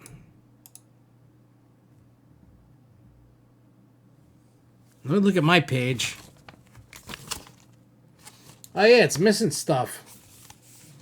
It was missing Best Halloween event and Best Christmas event is what I was missing. I had everything else. So Best Halloween, I said, was Halloween Horror Nights. But the nominees were obviously Universal Studios Orlando, Knott's Berry Farm, Knoebels, Europa, and Kennywood. And then they won it. And then the Best Christmas Event nominees were Dollywood, Silver Dollar City, Hershey Park, SeaWorld Orlando, and Kings Island. And then Dollywood won that. So...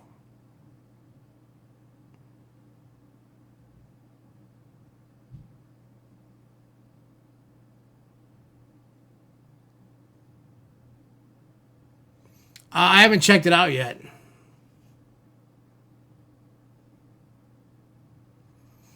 See, I've ridden it with the T-Bars, and I thought that was awesome for Superman. I've ridden it in every incarnation that it's had on that ride. Everything that they did, and for me, the restraints don't bother me, but that's because I'm a short dude. I'm not tall. I'm 5'5". I'm a short dude. Like, for me, it's fine. A lot of other people, it doesn't fit them. You know, tall people, fatter people, fat people, like really fatter than me. I'm fat. I'm a fat guy, and I'm not ashamed. I'm not afraid to say I'm fat, but I fit fine. The seatbelt fits. The restraint fits me fine. I'm not. It's comfortable. I'm not. What do you call it? I'm not stapled in. I'm not crying. I'm breathing. I'm enjoying. The rumor was there was supposed to be El Toro restraints, and if they were, I probably would not be riding Superman. I can't stand El Toro restraints. So if it was El Toro restraints, maybe Superman would be number one with El Toro restraints. I don't know, but I will tell you this. If it was El Toro restraints, Superman would probably not even be in my top 10. I would probably never ride it again. They do have, Dave had ridden the new train that has the new restraints, the new train that Intamin has, and he says they're really comfortable. It's the lap bar, but it comes, from behind you with that arm on the side and comes down on you. Very comfortable, and Dave believes that if they brought that train and that restraint in, that Superman would rise to the top again. So, we shall see. What is it? All right, let me check my message here. Ah, yes. Yep. Oh, I saw that, but I didn't really, pay attention to it. I seen what that is. What's this? First look?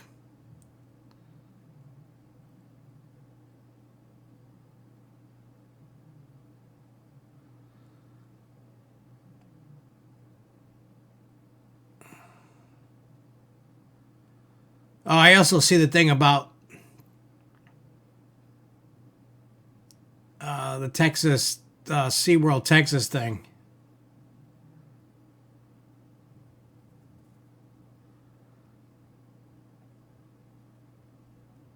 But yeah, that Pantheon what do you call it? I want to. Yes, that's that train right there. That restraint on that artwork, because this is an Intamin, isn't it? Isn't this Busch Gardens an Intamin ride?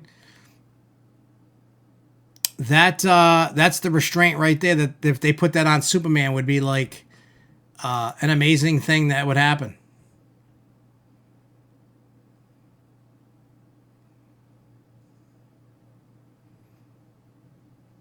I'll have to check out that animatronic you're talking about. Wow. I guess there's some things I need to check in my messages.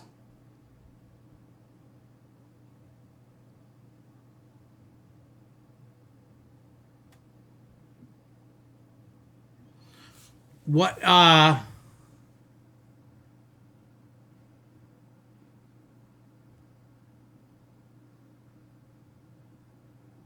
yeah, I get. See, here's the thing. What I was doing, El Toro restraints and Wicked, they're kind of the same, but they're much different.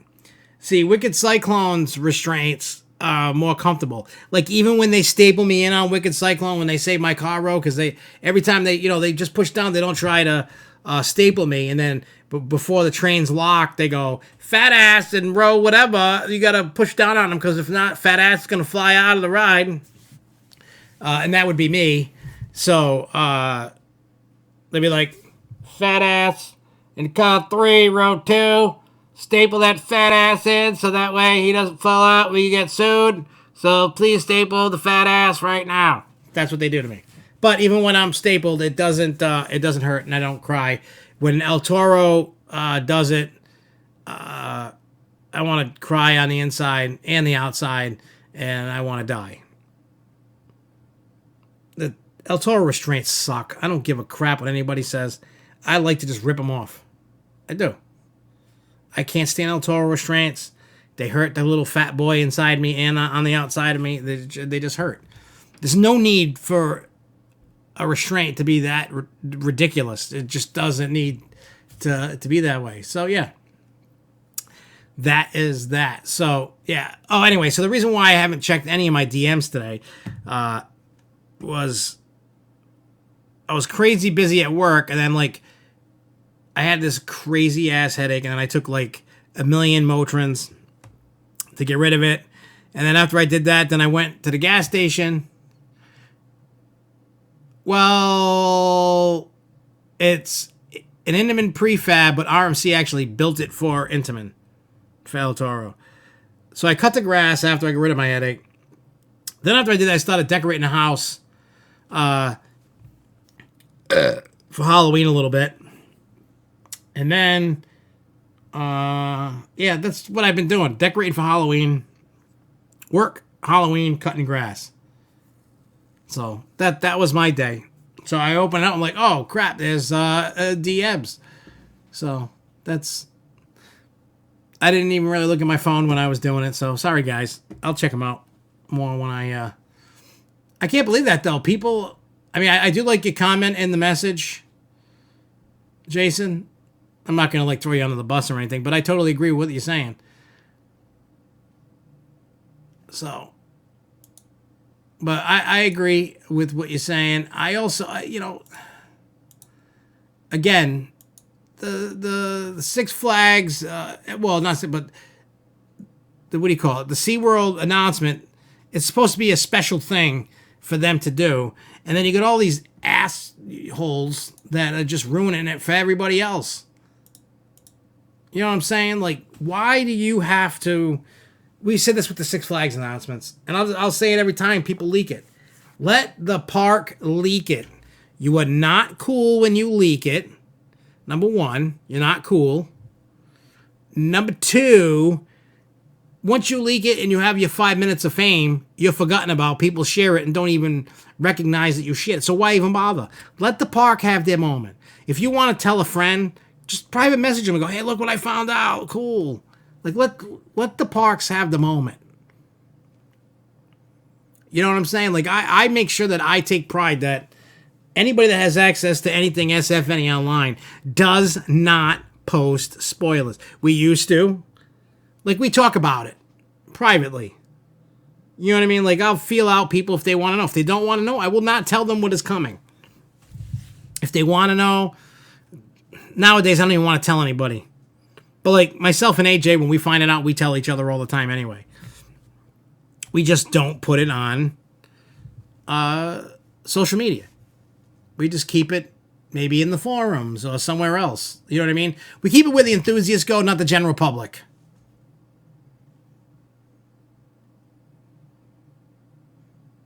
I don't know. I can tell you for Holiday in the Park, though, Cyborg's not opening this year. They are working on potentially opening up that area, like, because they were worried about the stairs. And I told Jen, and I was like, look, close off the stupid stairs. That way, if it's icy or whatever, don't have to worry about it. I said,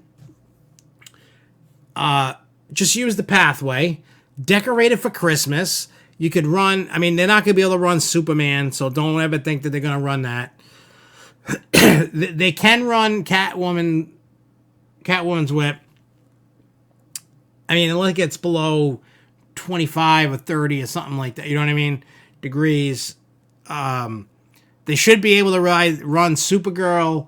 They should obviously be able to run Cyborg if they wanted to. You know, so we'll see what happens. But don't hold that, you know. Just use the ramps. You can make it look extra pretty with the trees and, you know what I mean? They can even, like, put lights on the Superman van or whatever they want to do. They can make it look good. You know what I'm saying? So what I want to do is I want to go back a little bit for Jason in Paradise just because he saw my notes about the Orlando Skyplex. I'm sure you've Superman can't handle the cold. It cannot. I mean, I was surprised that time. I forgot what year it was, 2013 or something, 12, 13, when they had, we called it Snowzaro or Snowtober. This was before they started doing it, way before Holiday in the Park. It was the day before closing day, and we got like 3 or 4 inches of snow at the park. It was supposed to rain and then turn into snow. Well, the rain never came, and it just snowed. So when I was going up the lift hill, it started snowing on Superman. Well, it was Bizarro at the time. And then we just rode that, and then we're like, oh, they're going to be closing the park soon. So we went and we rode Mind Eraser. Don't do what I did if it ever snows. Do not ride it in the front seat. Oh, 2011, whenever that was. Okay, so that's when that happened. So don't ever ride Mind Eraser in the front row when it's snowing. I took one for the team, so you don't have to.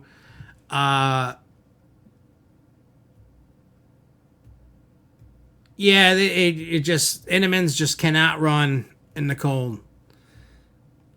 They just can't do it. Once it starts snowing, because not too long after it snowed, it shut down. They were just done. They ride valleys all the time when it's cold. It just can't. Even with one, it just can't. Yeah, we rode that. What else did we ride? We rode Crime Wave, Mind Eraser, Batman. We had a snowball fight with the ride operator on Scrambler. Pandemonium was already shut down. Cyclone was already shut down. We rode Thunderbolt in it. What else did we ride? I don't remember. I forgot what else.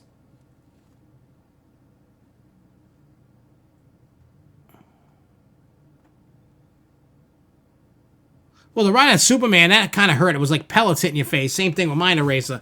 Didn't valley, but I've seen it. I remember that opening day one year. Right before they were going to open it, they didn't have the water dummies in it for opening day, and the ride valleyed in the second tunnel. So then, like, half the park emptied out and went home. So by 11:30, 12 p.m. on opening day, it was, the park was pretty damn empty. Everything else was a walk-on all day, and it was great.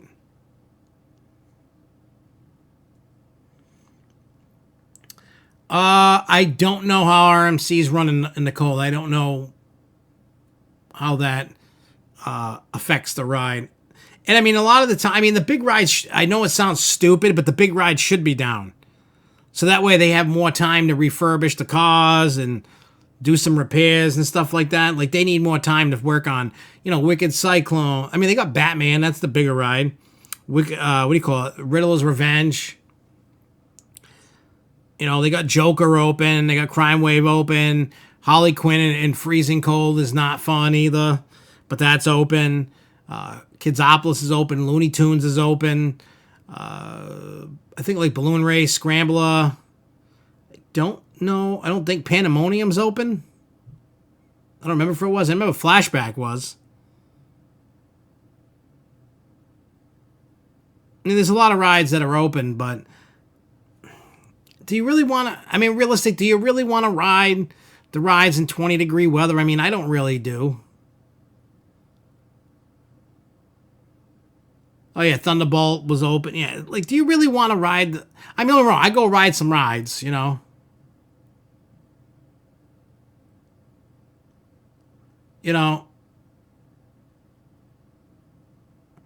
Yeah, it's tough riding the rides when it's cold, man. You know what I'm saying? Like, you just want to, like, I figure with, like, Holiday in the Park, I'm mainly going because I want to, like, see the shows, and I want to, like, look at the Christmas lights. I ride a few, rides, eat some food. I'm not really going there, like, riding and riding and riding. I mean, don't get me wrong, I ride, but that's not my main, I go see Santa Claus because I have to, not that I have to, because I want to. Yeah, people love Nitro during, I've seen it. People do it. By all means, that's everybody's different. I mean, last year I rode Harley Quinn when it was freezing, and I paid daily for it. I did. I really did pay daily for it. It was so cold I wanted to die. But I always make sure I go ride, I go visit Santa Claus. I do the s'mores kit. I do the, sit by the fire. I ride Batman. I go ride the Joker. I go ride Crime. I ride whatever ride's open that I can, but it's cold. But I think Harley Quinn was actually the worst. I think just because it's spinning like, well, not really spinning, but just whoosh, whoosh. It was pretty cold. My face paid for it big time. But I'd probably do it again. I probably wouldn't want to, but you're like, oh, I don't want to do that, but then you do it. Tree. You know what? The tree lighting is awesome. I love that whole little storyline that they got going with that tree lighting. They pick a little kid in the family, and the kid has to put the little light bulb in to make the stick, the scepter work, and it's magical, and it's like, woo, pa-chow, and then it's Christmas. It throws up Christmas lights. And it's magical, the music. Like, they did, like, that's one of the best things I've ever seen the park do. Like, Holiday in the Park feels like a magical thing like that. When Six Flags, in New England anyway, started doing Holiday in the Park, and when I went for the first time, and I was like, whoa. You know what I'm saying? Yeah, the show in the theater is good. Frost. I got a funny feeling that's going to change this year, too. I got a funny feeling. And that's fine if it does. I just got a funny feeling it's going to change. Which would be weird because that's like the most popular thing that they've ever done. They have to make a queue outside the theater. A makeshift queue because it's so popular. It's crazy. My grandparents love it because the anniversary is at the end of December, so they kiss at the giant Christmas. See, that's nice. You got family moments there. It's nice.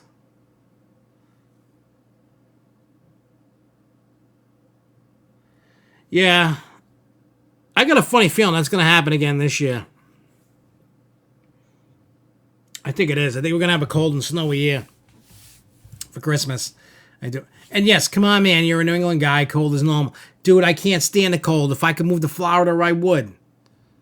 I can't, but I would. I would rather move to Florida. I'd rather take a hurricane than a snowstorm all day.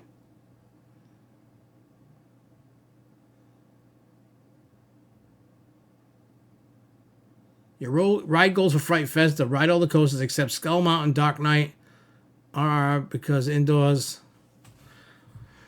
I didn't ride back in July, plus Wonder Woman and Justice League. I love Justice League. I'd like to ride Wonder Woman just because it's like Harley Quinn. I love Skull Mountain.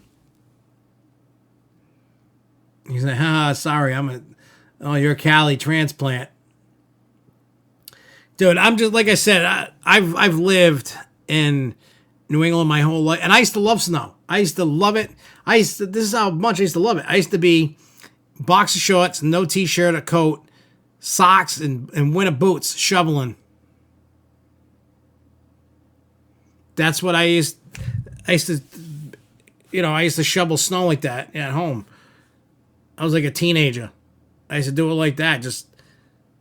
We lived out in the middle of the woods. We had no neighbors, you know what I'm saying? So nobody was, just people driving by. But I used to just be outside in my boxer shorts, work, snow boots, and a shovel. My mother used to yell at me, "Get in out, you're gonna get sick, put some pants on, put a shirt on, and a coat." No. I'm like, I'm sweating to death over here. Forget it. Forget about it. I'm just gonna do it. And I did it. Once in a while, a truck would roll by or something.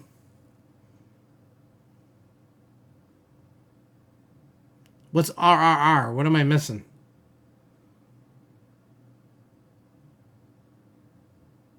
What is RRR? Is it a pirate ride? RRR. I'm probably gonna laugh when you tell me what RRR is. I'm not really.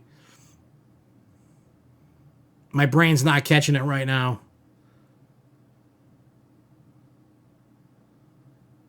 You can keep the snow and the cold. I would like hot hurricanes blowing me away. That's what I want. You can give me the hurricanes and the heat all day long. Like when I go to Florida in 3 weeks, I can't wait. I can't wait. Oh, the kitty. Okay. You know what I'm saying? Okay, I get what you're saying. Oh, with the kitty coast. Okay.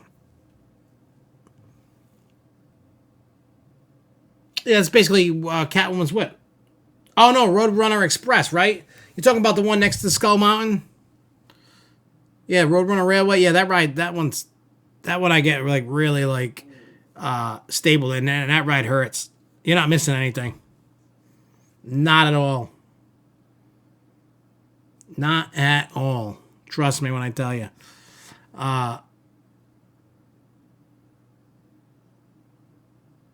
Tropical storms and hurricanes, I know they're not fun, but trust me, I'll take those over a snowstorm any day. I don't want to shovel.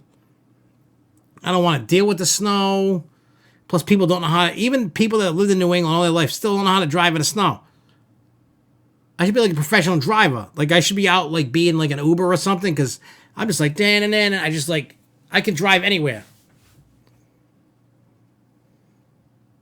I'm a master at driving in the snow.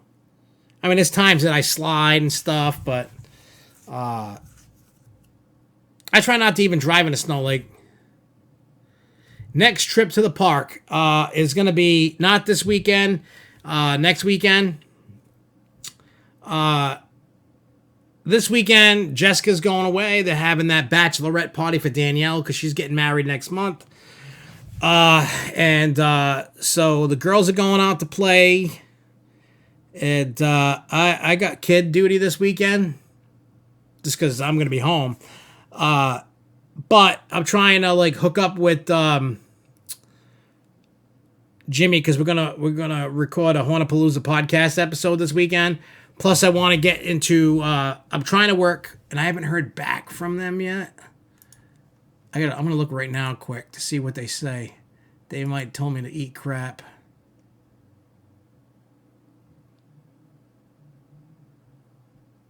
Oh, I can't do it Friday. Damn it. Let me see.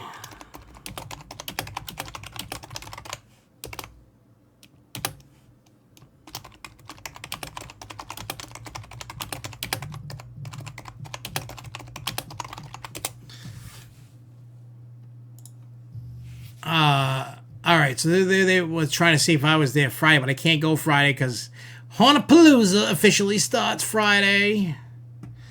because Friday Spooky World opens Friday the 13th with a full moon, and tickets are only $13 for Spooky World up in New Hampshire. So anybody wants to go there, that's where I'm going to be. Friday, Saturday, I guess Jim and I will work on the Hornapalooza podcast episode. Yeah, basically back to action. It's just going to be Jimmy and I doing it. Who's that? Oh. Oh, what is he saying?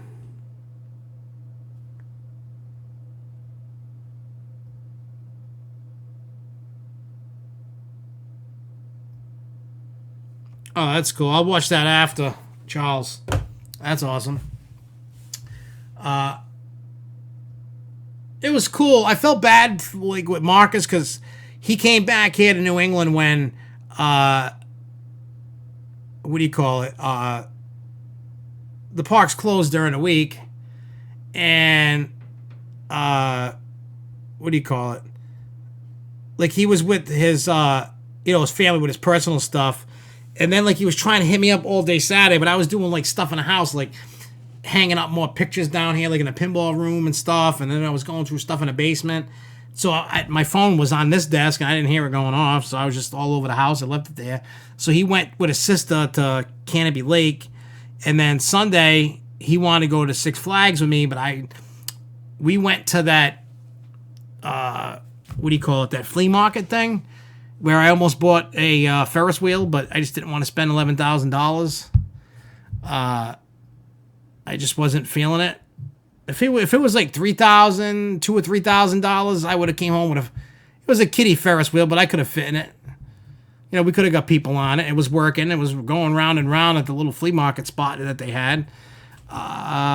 It was great to have him back. Like, I love Marcus. He knows that. We were hanging, talking. We were playing Planet Coaster that time. He was on the Grove Show last week.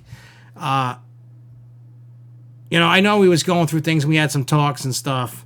And Marcus knows he's always welcome here. So it was great to have him back in town and to hang with him. I felt bad that I couldn't hang with him because, like, I really wanted to buy, like I was talking about, yeah, the $11,000 is better spent on the Disney Vacation Club for sure. But like I said, when we left and he was going to Six Flags, now I had Jessica's mom in the car. I had Alyssa in the car. My two boys were home. They weren't with me, so I had to take them back home. But on the way up, we saw this cool. It's another antique shop, but it was like an amusement park graveyard. They had signs from Hershey. They had carousel mirrors that you would have to get lights to put in them. They had bumper cars. They had scrambler cars. They had Ferris wheel cars. They had tilt-a-whirl cars. They had all different kinds of kiddie ride vehicles. They had all different kinds of ride parts. They had one of those old Sally animatronics from 1981. I don't know if it worked, but they had the whole figure. They had different knights and different poses and different parts and different carousels, and they had this like panel door that came from a fun house that had a Grim Reaper on it. They wanted $150 for it with double-sided. There was all kinds of ride stuff. I was like in amusement park graveyard heaven. And I told Marcus, I'm like, I gotta check this thing out. So the prices are a little steep. They are. Not gonna lie. I want to talk to the guy, see if I can get him down a little bit. He was like, I'll give you 300. He goes, I'll let you buy the bumper car for 300. Now it didn't have a steering wheel, and obviously it doesn't work. I mean, the seats are there, the car's there, they're a little beat up, but they're 800 pounds, and there's no way for me to get them in the basement for the Grove Show. So that went out the window. So now I could have got a tilt-a-whirl car. That's probably going to be in the same boat, but they wanted $2,000 for it. They wanted $1,500 for a kiddie helicopter ride car. They wanted like 1,800, $2,000 for a scrambler car. Hey, what's up, Shane? They wanted $500 for a Ferris wheel seat. Now, there was no cushion on the back. I mean, I get it, you know, but I think here's the problem. They keep the stuff. It's in the elements all the time. You know, so I'm trying to... If the guy would give me the Ferris wheel seat for $300, I would take it. You know, I saw the one of the cars from Phantom's Revenge a few years ago. They were auctioning them off during KennyCon. You couldn't take the lead car, but you could take the other cars, one of the other cars, and they were going for like $2,000 or $3,000 just for, you know, one, you know, the 4 seats in one of the, you know, one of the cars. Hey, thanks, Shane. So, and those were like pristine seat, you know, roller coaster cars. They weren't beat up. They were like ones left over. So, you know, ones that they were the older ones. So, yeah. So at the end of the day, I'm not going to pay $2,000 for a beat up Tilt-A-Whirl car. You know what I'm saying? I'm not going to do that. So, plus that's probably going to be heavy as hell. Now, the Ferris wheel seat, I could lift up, you know, one side, you know, one hand, you know what I'm saying? So that's not a problem. And then Jimmy said he could build me something for it, and I could put it, you know, behind the chair. Like, instead of having this chair here, I could do the show from a Ferris wheel seat, which would be cool. I think. I don't know what you guys think, but I think that would be cool. Honestly. I mean, I would have rather done the bumper car or a coaster car or something, but we know we're not getting the... You'd have to get it in the basement, down the bulkhead, and then move it into here. So you have to go around the stairs, come in here, and it's not... You'd have to tilt it on its side to get it through the doors. It's just not 800 pounds, however much a coaster car, one car weight, it just isn't going to happen. So I think it just might be better if I went with a Ferris wheel seat, you know, and, you know, it has the lap bar on it. It's folded down so you can have the foot bar on it, and then we can have a stand made for it so I can sit in it. But if I can get it for $300, I'll definitely do it. I'm not going to do 5. I'm going to say 3. Like, dude, $300.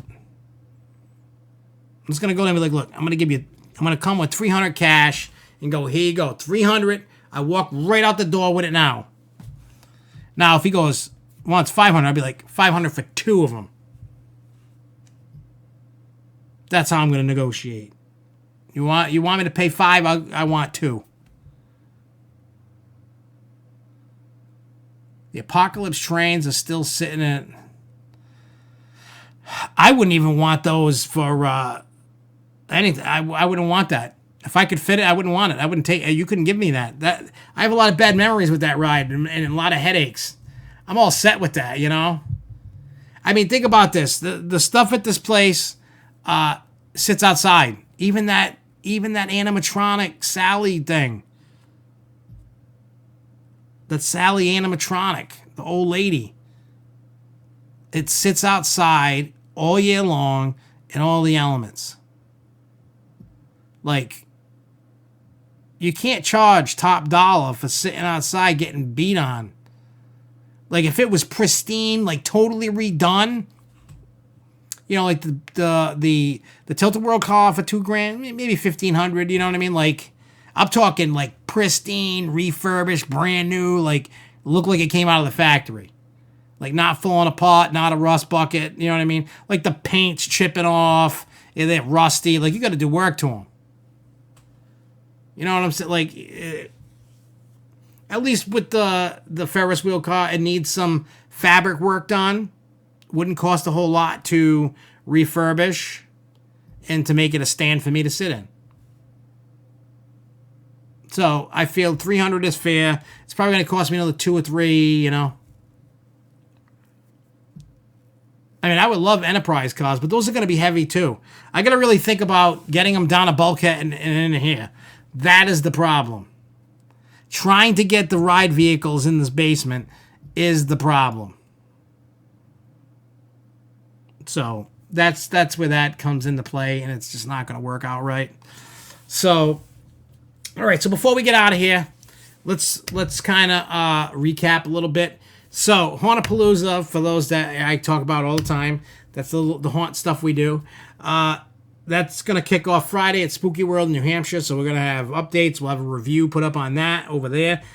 So we'll post it on SFNEOnline, of course, but the video will be on Hauntapalooza. And any video that we can get from that, I don't know. I haven't made any contact with Spooky World. I may try to do that tonight, tomorrow, whatever, to see if maybe I can do something, you know. And then we're going to record a Hauntapalooza podcast episode, just Jimmy and I. There will be an episode of Hauntapalooza with just Danielle and Jessica. I mean, I'll be there just filming it, but I'll be behind the camera. They're going to run the show. And then there'll be shows with all of us together. Just, you know, we're just trying different things to see what they want to talk about versus what we want to talk about. And we'll kick it off from there.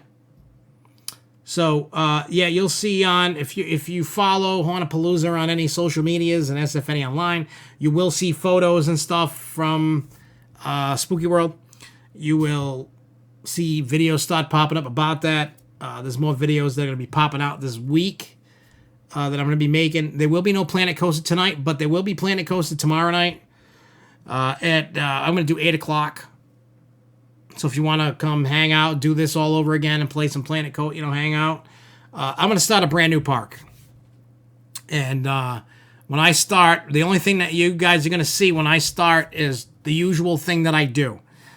The straightaway path with just the typical food places and bathrooms and stuff, just to get people to stop complaining, you know, the people in the park.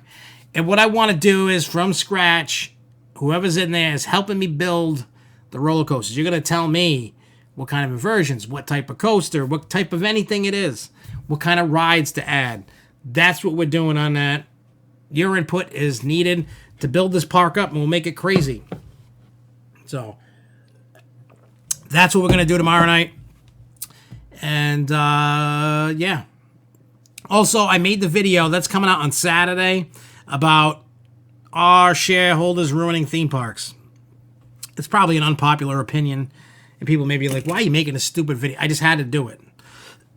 So, but that's it for me. We're going to get out of here. Thank you guys for watching. Remember, make sure that you share this, and we're trying to get, obviously, to 1,000, but we are almost at 800. Almost. We're at, what do we say we're at? All right, we're at 784. Somebody just subscribed. So we need 16 more people to join this awesome community that we're building up. We've come a long way, because before this time last year, I wasn't even anywhere near this. I was in the 300s. So not the growth I wanted to see, but it's the growth I want, I would say. So you guys have been awesome and helping spread the word, the good word. Bird, bird, bird. The bird is the word. So, yeah. Oh, and then Jason in Paradise, quickly, that Skyplex thing, the FFA just approved the 706-foot structure, but it's kind of wait and see. I mean, are they really going to build it, or is that just a waste of time? I'll believe it once construction starts and I see the roller coasters pieces going on, then I'll believe it. Until then, I think it's just a bunch of hooey. This thing should have been built like, what, 4 or 5 years ago? I don't know. But anyway, I'm going to get out of here. I'm sweating like a pig. And I will see you guys either tomorrow night or next Wednesday. We'll see what we'll be talking about, whatever's getting announced from Busch Gardens tomorrow.